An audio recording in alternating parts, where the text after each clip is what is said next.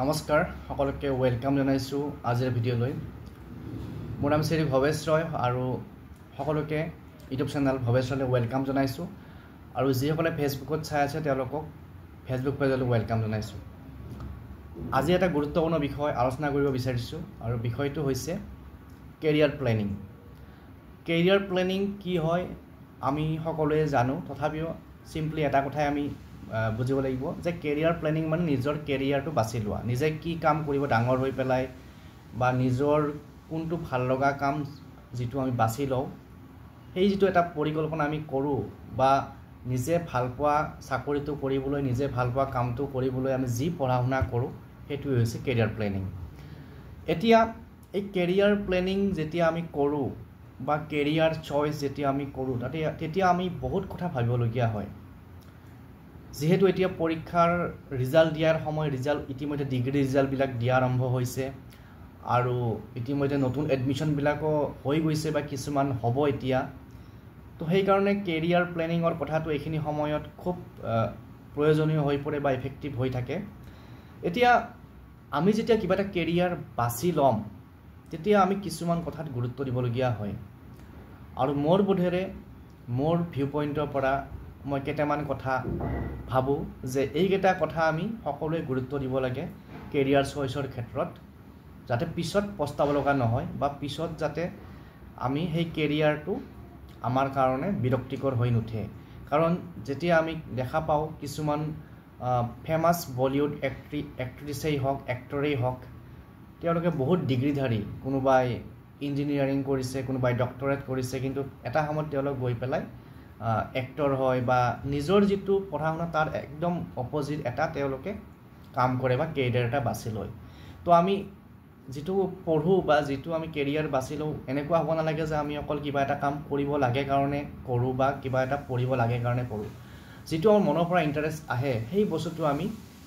লব পৰাটো ভাল বুলি মই ভাবো এটা এই ক্ষেত্ৰত আমি কেইটামান কথালৈ মনোযোগ দিব লাগে মোৰ হিচাপত হয়তো ইয়াৰ লগত যদি আপোনালোকে কিবা এড কৰিব বিচাৰে এড কৰি দিব পাৰে কমেন্ট কৰিব আৰু চেনেলটো যদি নতুনকৈ চাইছে সাবস্ক্ৰাইব কৰি ল'ব তো প্ৰথমতে নাম্বাৰ 1ত মোৰ হিচাপত লাগে পেশন যেটো আমাৰ এটা ইচ্ছা শক্তি থাকে যে এই বস্তুটোৰ প্ৰতি এই কামটোৰ প্ৰতি মোৰ এটা বেলেগ হেপাহ আছে তো এই যেটো পেশনটো আমাক লাগে মনৰ এটা তীব্ৰ ইচ্ছা দ্বিতীয়তে আমাক লাগে ইন্টাৰেষ্ট আগ্ৰহ যে এই কামটো কৰি মই ভাল পাওঁ এটা কিছুমানে ৰান্ধা-বাঢ়া কৰি ভাল পায়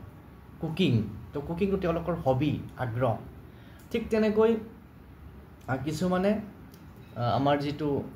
ঘৰ সজাই ভাল পায় যেটো আমি আজিকালি কওঁ ইন্টেৰিয়ৰ ডিজাইনিং বুলি কওঁ তো কিছুমানে ডাইৰেক্ট ইন্টেৰিয়ৰ ডিজাইনিং পিছত পঢ়িব যায় বা কিছুমানে কাপোৰৰ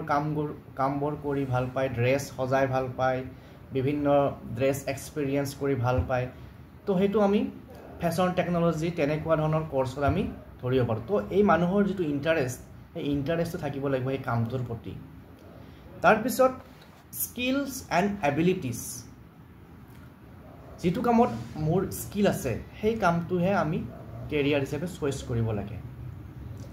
ধৰক যেটো কাম আমি নাজানো বা যেটো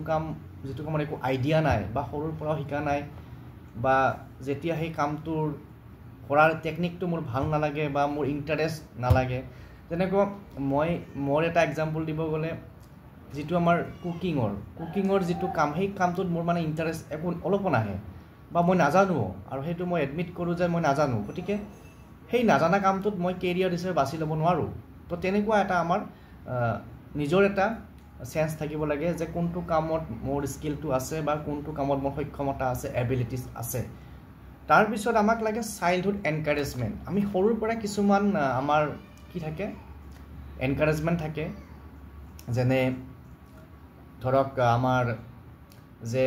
সৰুৰ পৰা কিছুমানে মহাকাশত যোৱা সপোন দেখে সায়েন্টিষ্ট হোৱা সপোন দেখে বা কোনোবা এলবাৰ্ট আইনষ্টাইনক দেখি পেলাই সায়েন্টিষ্ট হোৱা সপোন দেখে বা কিছুমানে এটা ৰিসেন্টলি এমএছ ধোনিৰ যিবিলাক MS Dhoni cricketer MS Dhoni বা বিৰাট কোহলি এওঁলোকক দেখিও বহুতে ক্ৰিকেটাৰ হোৱাৰ সপোন দেখে কাৰণ আমাৰ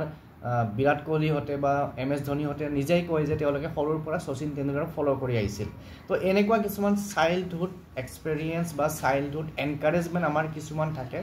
আৰু এইটো ক্ষেত্ৰই আমাক কেৰিয়াৰ বাছাত সহায় কৰে কাৰণ সেই কামটোৰ প্ৰতি আমাৰ ইণ্টাৰেষ্ট আগতেই জাগি যায়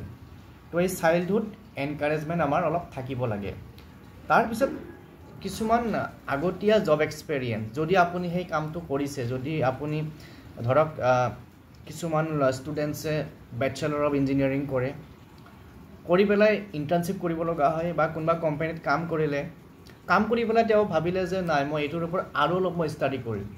তেতিয়াহ'লে তেওঁ আকৌ সেই কৰ্চটোৰ পৰা অলপ এক্সপিৰিয়েঞ্চ লৈ পেলাই অলপ কাম কৰি পেলাই তেওঁ আকৌ নতুন স্কিল ল'বৰ কাৰণে নতুন জ্ঞান ল'বৰ কাৰণে তেওঁ আকৌ মাষ্টাৰ অফ ইঞ্জিনিয়াৰিং কৰিব যায় বা কোনোবাই MBA কৰিব যায় সেই যিটো এটা জব এক্সপিৰিয়েঞ্চৰ পৰা যিটো আমাৰ ইণ্টাৰেষ্ট পুনৰ বৃদ্ধি হয় সেই বস্তুটো আমাৰ থাকিব লাগে তেতিয়াহে আমি এটা কেৰিয়াৰত টিকি থাকিব পাৰিম তাৰপিছত ফাইনেন্সিয়েল লিমিটেশ্যন টকা পইচাৰ কথাটো আমি ভাবিব লগা হয় কাৰণ কিয় সকলোতকৈ ইম্পৰ্টেণ্ট বস্তুটো এইটোৱে যিটো আমাৰ টকা পইচা কাৰণ সকলোৰে কেপাচিটি এনেকুৱা নহয় যে আমি যিটো আমাৰ কোৰ্চ সেইটোকে আমি পঢ়িব পাৰিম ৰিচেণ্টলি মোৰ ঘৰৰ ওচৰৰ ছোৱালী এজনীয়ে হোটেল মেনেজমেণ্ট পঢ়াৰ কথা ভাবি আছিল কিন্তু হোটেল মেনেজমেণ্ট পঢ়িব লাগিলে চেণ্ট্ৰেল গভৰ্ণমেণ্টৰে কলেজেই হওক ষ্টেটৰ কলেজেই হওক বা প্ৰাইভেটেই হওক বহুত খৰচী এটা জেনেৰেল ডিগ্ৰী কোৰ্চৰ যিমান খৰচ বা ITI পঢ়িলে যিমান খৰচ তাতকৈ বহুত বেছি খৰচ হোটেল মেনেজমেণ্টৰ কোৰ্চত